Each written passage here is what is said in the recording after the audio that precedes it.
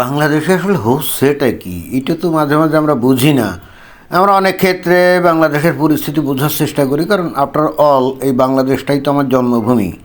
অতএব এখানে কি হচ্ছে না হচ্ছে, সামনের দিকে এগোচ্ছে না পিছনের দিকে যাচ্ছে, দেশের মানুষ ভালো আছে নাকি খারাপ আছে, এবং দেশ যারা চালাচ্ছে তারা দেশটাকে কোন দিকে নিয়ে যাচ্ছে, এই সমস্ত বিষয় নিয়ে কিন্তু একটা আগ্রহ কৌতূহল আমাদের, আমরা যারা দেশকে ভালোবাসি, জাতিকে ভালোবাসি, মানুষকে ভালোবাসি, আমাদের মধ্যে কিন্তু এই একটা মানে আকুতি কাজ করে যে আসলে বাংলাদেশের হচ্ছেটা কি।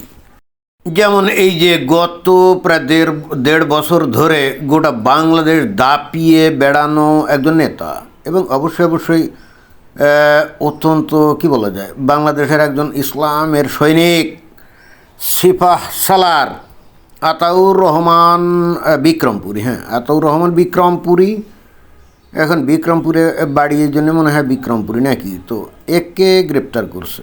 অথচ এই বিক্রমপুরী জেল হাজতে ছিল ডক্টর মোহাম্মদ ইউনূস সরকার।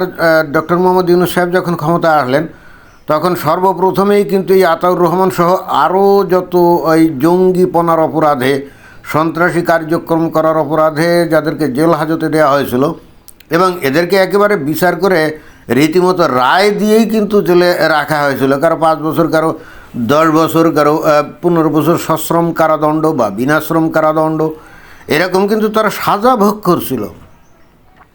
তো আমরা দেখলাম যে এই আলাদিনের আশ্চর্য সেরাগের মতো, হ্যাঁ, আলাদিনে ওই যে কি সিসিম ফাঁক বললে দরজা খুলে যেত, তাই না? ওই যে 40 চোর যেখানে তাদের গুপ্তধন লুকিয়ে রাখতো, তো তাদের দরজাটা এরকম ছিল যে সিসিম ফাঁক এরকম বললে দরজাটা খুলে যেত। তো আমরা দেখলাম যে ডক্টর মোহাম্মদ ইউনূসের সরকার প্রতিষ্ঠিত হওয়ার পর জেলখানার গেটে গিয়ে কে জানি বলছে যে সিসিম ফাঁক, জেলখানার গেট কিন্তু 2 ফাঁক হয়ে গেছে, এবং অতঃপর ওর মধ্যে যত জঙ্গি বা সন্ত্রাসী পনার অপরাধে যারা নাকি সাজাপ্রাপ্ত আসামি ছিল তারা কিন্তু সবাই বের হয়ে আসে, এবং তার মধ্যে এই যে আতাউর রহমান বিক্রমপুরী ছিল অন্যতম।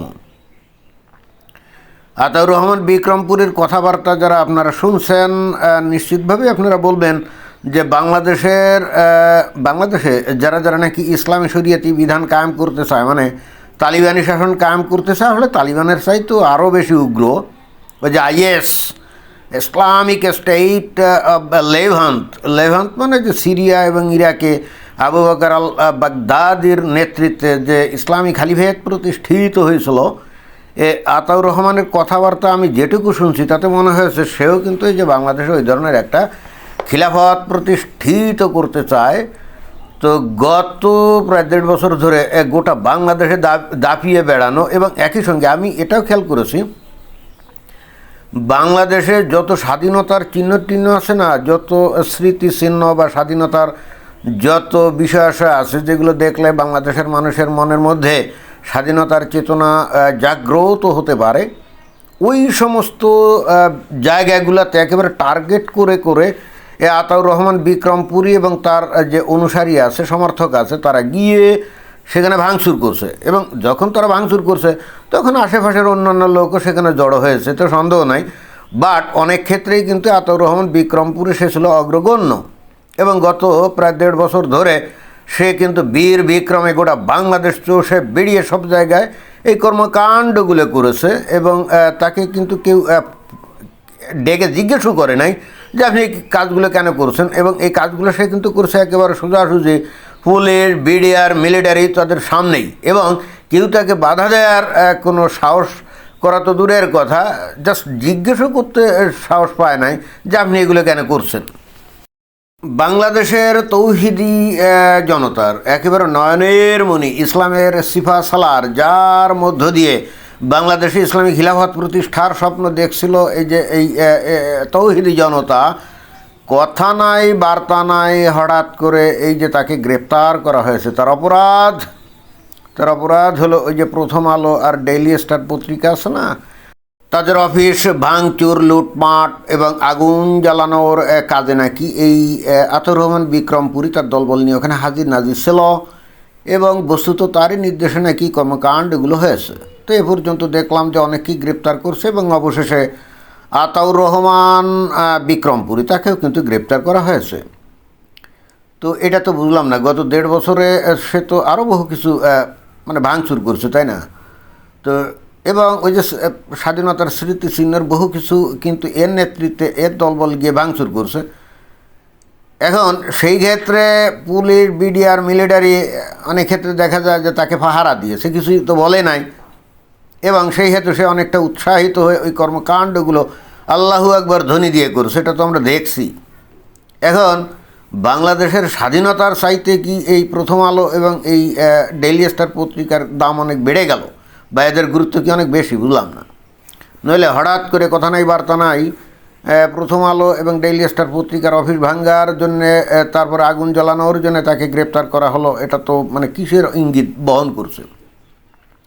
কিন্তু তার চাইতে ইন্টারেস্টিং ব্যাপার হচ্ছে সেটা হলো যে প্রথম আলো এবং ডেইলি স্টার পত্রিকা আর অফিস জ্বালানো পোড়ানোর পরে ওই পত্রিকা দুইটার যে সাংবাদিকরা আছে তারা কিন্তু বিভিন্ন সময়ে দেখলাম যে সাংবাদিক সম্মেলন করেছে এবং একই সঙ্গে বিভিন্ন সভা করছে। ওখানে এই পত্রিকা দুইটার যে কর্ণধাররা আছে, বিশেষ করে আমি দেখলাম যে নুরুল কবির বলে যে সাংবাদিককে আপনারা চিনেন, উনি কিন্তু খুব সহজ সরল পরিষ্কার ভাষায় একটা কথা উনি বলেছেন যে বর্তমানে অন্তর্বর্তীকালীন সরকারের প্রচ্ছন্ন মদত যদি না থাকতো তাহলে নাকি এই প্রথম আলো এবং এই ডেইলি স্টার পত্রিকার অফিস নাকি ভাঙ্গাচুরে এবং পোড়ানোর ঘটনা ঘটতো না। তো এটা তো আমার মাথায় ঢুকলো না। এটা মানে নুরুল কবির সাহেব কি এটা কি সজ্ঞানে বলছেন নাকি না ক্ষিপ্ত হয়ে মনক্ষুণ্ণ হয়ে বলছেন, বুঝলাম না। কারণ অন্তর্বর্তীকালীন সরকারের মদতে যদি এই জ্বালানো পোড়ানো ঘটনাটা ঘটে থাকে আর ওই ঘটনার সাথে যদি আতাউর রহমান বিক্রমপুরী জড়িত থাকে তাহলে তো দুই চার মিলে যায়, তাই না? অর্থাৎ তাহলে আতাউর রহমান বিক্রমপুরী সরকারের পক্ষ থেকেই হয়তো ইঙ্গিত পেয়ে সেখানে গেছিলো, তাই না? এবং তারপরে ভাঙচুর করছিল। তাহলে সরকারের প্রচ্ছন্ন ইঙ্গিতে যদি সেখানে যেয়ে থাকে তাহলে তো সরকারের আদেশ নির্দেশই পালন করছে। তো আদেশ নির্দেশ পালন করার পর আবার সেই সরকার তাকে গ্রেপ্তার করে কি করে? এটা অনেকটা ওই যে সাপ হয়ে দংশন করে ওঝা হয়ে ঝাড়ার মতো অনেকটা ব্যাপার হলো না? তো যাই হোক, ভিতরের গহীন গভীরতায় কি কি প্ল্যান পায় তারা, হচ্ছে না হচ্ছে এত খবর তো আর আমরা জানি না। যেগুলো মনে করেন যে পত্রপত্রিকা আসে বা এই ইউটিউবে যারা নাকি খবর প্রচার করে বা ভিডিও টিডিও বানায়, অনেক ক্ষেত্রে তাদের কাছ থেকে আমরা তথ্য খবর সংগ্রহ করি। এর বাইরে তো আর আমাদের কোনো ওই সোর্স টোর্স নাই, আমরা তো আর ইনভেস্টিগেটিভ কোনো রিপোর্টার না, তাই না? তো এখন এটা তো বুঝলাম না, এটা তো আমার মাথায় একেবারেই ঢুকলো না।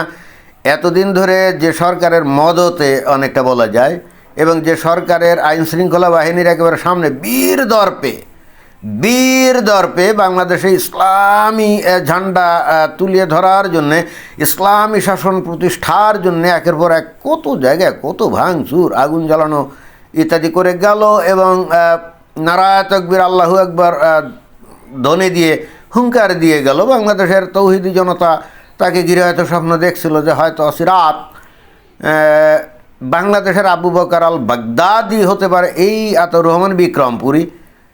এখন কথা নেই বার্তা নেই, তাকে ধরে নিয়ে হাজতে ঢুকালো। এখন তাকে ছেড়ে দিবে নাকি আটক করবে নাকি বিচার আচার করবে কে জানে?